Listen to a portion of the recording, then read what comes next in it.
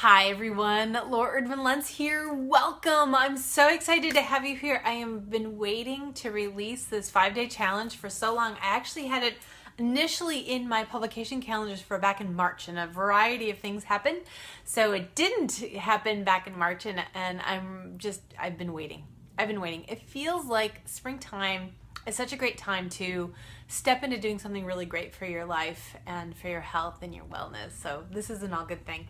All right, so what I'm going to be doing first of all, just so you know, is I'm going to hop on at 11 a.m. Central every day. And I really hope you take a moment to pop on live because I would love to hear from you.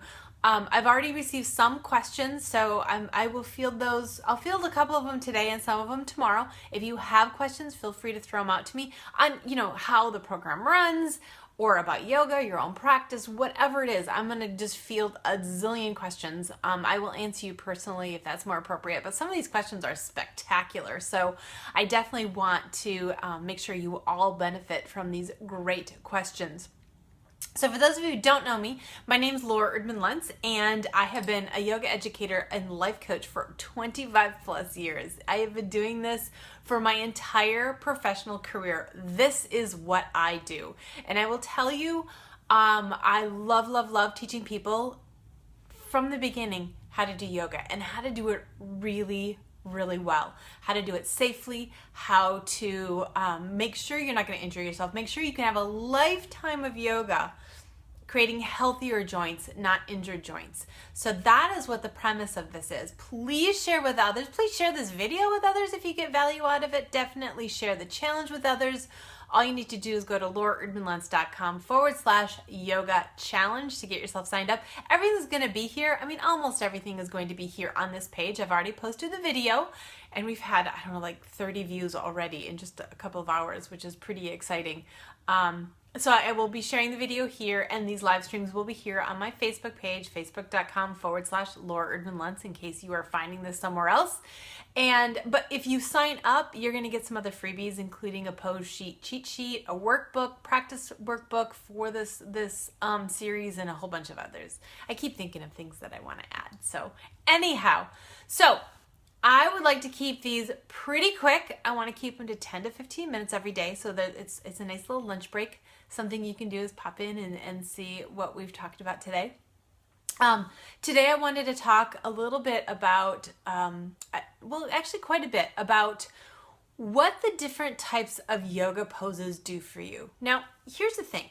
I'm a life coach, as I mentioned. I'm also a life coach, and my specialty is helping people step into their extraordinary life. That life, really, it boils down to the life that's deeply fulfilling, full of joy, and purposeful for you, like highly purposeful for you. So you feel like when you're on your deathbed and you're looking back and you're going, that was a life well lived. And I am not sure a lot of us can say that in the life that we're currently living. I'm not sure we would look back and say, I did okay. And my work is to help you dig in and say, okay, so what would that be? Now, here's the thing. I add yoga to it. And what I realized about 10, 15 years ago is I was adding life coaching tips to my yoga class, just ask my yoga classes, and I was encouraging my yoga students to begin practicing yoga, to do things, and I'll tell you why in a moment. Because I realized that the two practices were coming together, and really the purpose of this is the same, is we're always trying to get to a heart-centered way of living, right? To live from our purpose, to live from what's meaningful for us. And I used to say with yoga, I did it through people's bodies and their hearts. And with coaching, I did it through their mind and their hearts. And they just started to come together in this really profound, powerful way. And then I said, hey, why don't I just start designing programs that incorporate the two, which is beyond today's scope. But if you stick with me, these will be things that you will begin to enjoy as we go along, because I've got a lot of fun things that I'm going to be releasing over the next few months. So stick with me. You're going to be able to get more of that. So here's the thing. Why do I do that? It's because how we hold our body affects our minds. Okay? Think about that. How you hold your body affects your minds. Research shows that if people just walk slumped over or hang out slumped over for a certain period of time, they begin to feel depressed. And that's simply because of the physical body. So doesn't it kind of make sense that if you change that and you stand with your heart open and exposed, you'll begin to feel powerful? And here's what's really interesting. So for a long time, you might probably know that arms overhead is sort of my brand. I always have photos of me just standing, it's like really proud, really strong with arms overhead. And research has shown that that releases testosterone, which is the hormone of courage and confidence, right? So this is that big stand tall piece. So I started to incorporate that in yoga, and I thought, okay, so when I get clients who really just need to build self-esteem and feel like, yeah, I totally deserve this, which frankly we all can use a dose of, then I'm going to teach them standing poses, how to stand on your own 2 feet, how to feel firm on your feet, how to make those legs strong underneath you to build your foundation, and it's incredibly powerful. Sorry. Don't you love live stream? There's no way around this.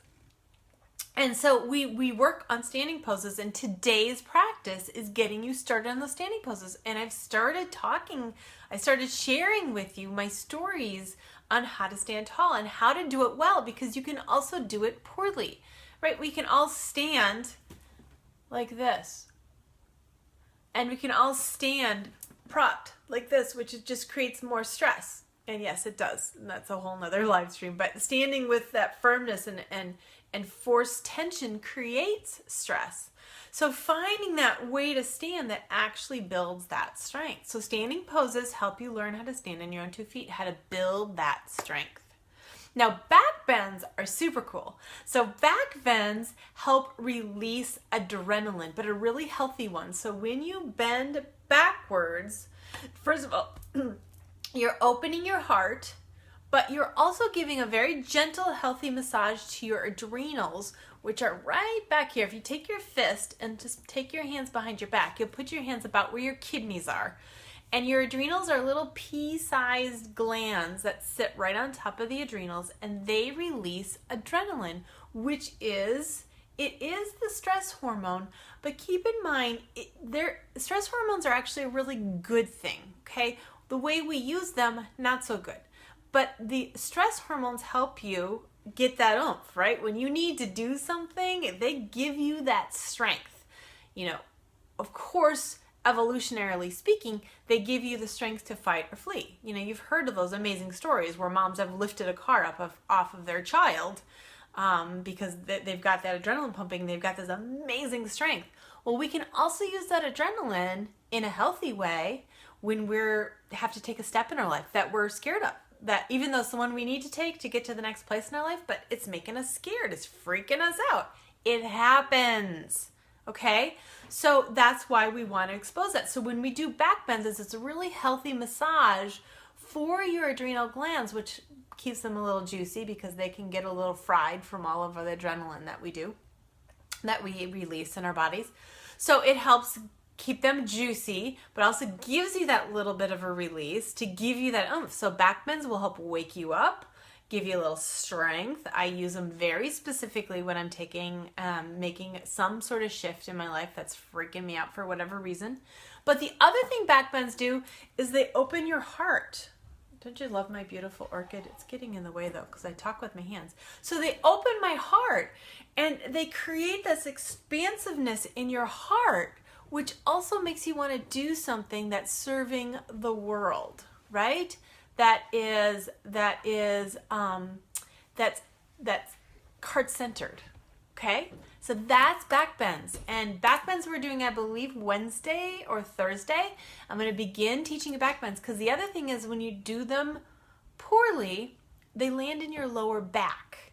And you don't want it to land in the lower back, right? That's just painful. And that's what happens when we just do regular back bend, meaning you're not aligning them. I'm going to teach you how to get it up into the upper back so that it does open the heart, and it actually tends to be really good for the lower back. So if you have lower back discomfort, this is usually really good, okay? I'm not diagnosing or prescribing here, but it's usually pretty good. So look for that on Thursday.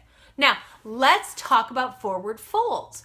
When we forward fold, what we're doing is bowing our heads, right? You come forward, and just right now, just for a second, I want you to close your eyes and just bring your head forward.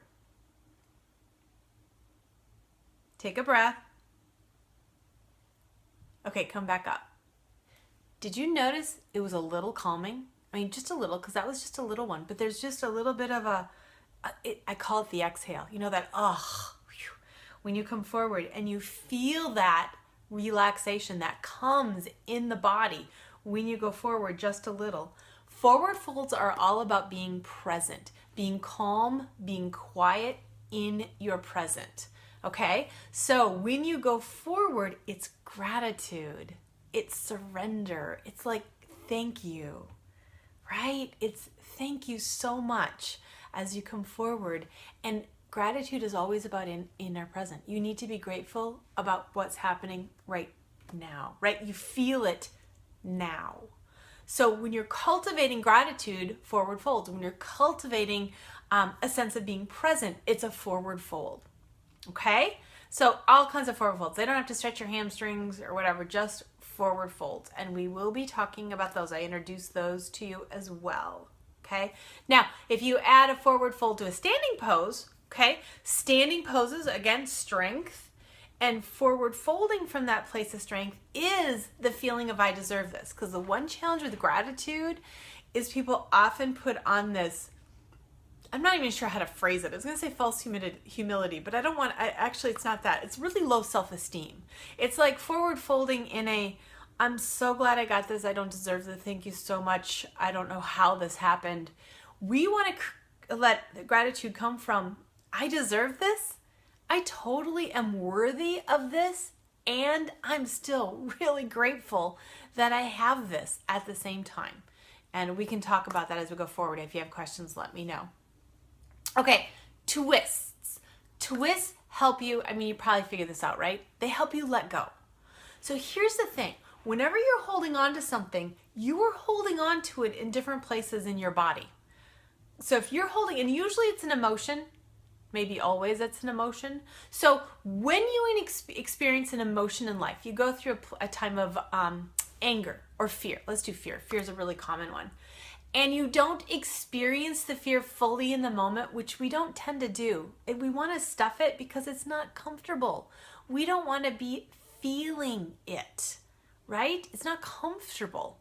So you stuff it someplace, and we literally store it in our muscle or fatty tissue, which is why when you're getting a massage sometimes, or you're in yoga class, you all of a sudden have this weird, awkward, often inappropriate release of emotion.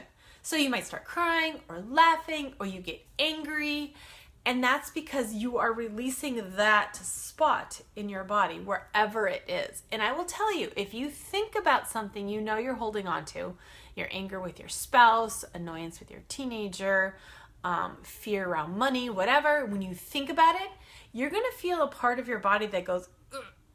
Okay? And it might be, seriously, I've heard the most random things like left foot, right ovary, I am not kidding, jaw, it's everywhere. You know, of course, gut, upper back, neck, jaw, belly, lower back, all really common areas where people often hold their tension and hold on to this issue.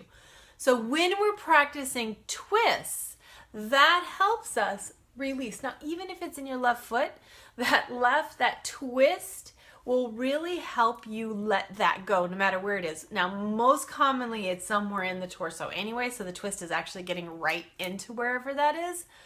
But it can be anywhere. I'm telling you, it's powerful because it is not only literally physical, the twisting it out, it is also on an energetic level. So it represents letting go. When you set the intention of I am twisting to let go of whatever, you can be specific or just say whatever it is I'm supposed to let go of. And as you twist, it will help you release that. Isn't that cool? Now, restorative poses, oh my gosh, restorative are the best. So I definitely believe everybody in this, especially in the American culture, but I would say around the world, we all need to be letting go, and restorative helps you let go. It helps you shift from that sympathetic stress response into the parasympathetic relaxation response. But even more importantly, in the realm of manifesting and for my work as a life coach, I like to get people doing restorative so they can absorb and receive. So the purpose of restorative is, if you've never done it, it's when we basically drape ourselves over blankets into various poses. So you might drape over a blanket to be in a back bend, or use blankets to support you totally in a twist or a forward fold. So you aren't doing anything. Your job is to completely let go. The more you relax, the deeper your back bend becomes, or the deeper your twist becomes. How about that? The more you don't do, the deeper and more powerful your pose is. Holy cow, right? That's amazing. And we're not actually doing any restorative except the relaxation on Friday through this series, but I do periodically do restorative yoga at my online studio. So if that's something that you want to do, then let me know and I will make sure I let you know when the next one is. So restorative is very, very powerful. Okay, so that takes us through all of the major areas of yoga. We got the standing poses, back bends, forward folds, restorative, twists. I guess I did 5. So that's through most of them. Inversions, you know, the basic premise of inversions is turning your world upside down. And sometimes we have to. We have to turn our world upside down in order to actually see something, to get a new perspective, to get a different view of whatever it is. It's pretty amazing stuff for sure. I think that covers everything I was going to say today. If not, I will post more tomorrow. I think I got all the questions answered. People were asking about, you know, where you're going to find the videos. If you sign up for the challenge at lauraerdmanluntz.com/yoga challenge, you'll be able to download the videos. So I'll give you access to that. You don't have to download them. They're going to be posted here. They're on my YouTube site, so you don't have to. But if you want to, you can. Just get yourself signed up. Plus, you can get the practice sheets for each day. I did a workbook for each day. I also gave you a pose sheet. I've got a couple of other things I might be throwing at you near the end of the week, depending on the questions. So let me know what your questions are, because that will help determine what I talk about on these live streams. And I'm thinking if there's anything else on my mind. I don't think I got it all. Please share this. Please share the challenge with people. Please let people know about it. Please share these videos. Feel free to get it out there. I want more people doing yoga. I want more people who have been frightened by yoga, went to a class that didn't work for them, where they didn't learn, they didn't feel like they learned the poses, or they felt lost, or they felt out of shape. This is a series for them. I want to get to all the people who haven't been doing yoga for whatever your reasons are. Hesitation, any hesitation, this is a series for you. So please share with everybody. And thanks for joining me. I hope you have a great day. I hope this helps inspire you to ignite your extraordinary life, and definitely ignite your yoga practice. Thanks for joining me. We will see you tomorrow at 11 a.m. Central, noon Eastern. And again, we'll see what the topic is. Let me know what your questions are, and I will get them answered. Have a great day, everyone.